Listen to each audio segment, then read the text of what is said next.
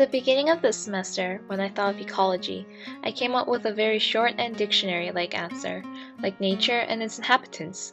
I thought of the typical ecosystems, well, like the ocean, with all the seaweed, coral, fish, and underwater life.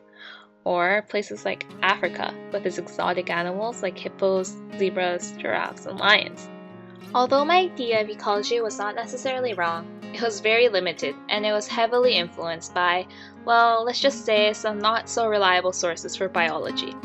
So, for our first homework assignment by Dr. Leander, she asked us to ask her a question.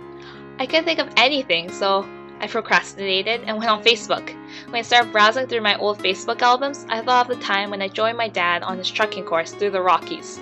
I remember being surprised by how the forest was red rather than green, and you can guess already that it was the infamous pine beetles. In class, Dr. Leander had taught us on ecosystems and began touching on population sizes. During 1 week, she incorporated my question into a case study of the North American pine beetle. Honestly, at first I was surprised and slightly regretful she chose my question because case study? That sounded horrible! Nevertheless, Dr. Leander went with the lectures and showed us these government maps of BC showing the magnitude of forests damaged by pine beetles over the years. I was surprised by how small the pine beetle population had started from and to where it was now.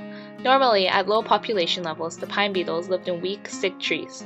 This left the healthier trees to strive in the forest while the fewer, weaker ones were taken over by the beetles. However, with a consistent series of warm winters, there was a decline in their brood mortality.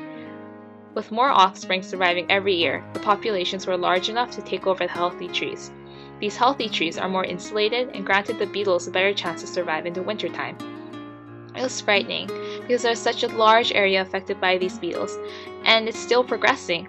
What alarmed me more was that Dr. Leander told us how the beetles were making their way over the Rockies to Alberta and the rest of the prairies, and they were even spotted in some boreal forests. This was frightening information, but interesting at the same time. I started to think for myself whether the beetles could be stopped by the colder prairie winters or what measures that we could take to stop their progression. Through Bio 121, I started thinking of ecology as more than just classifying animals to their natural and permanent habitats.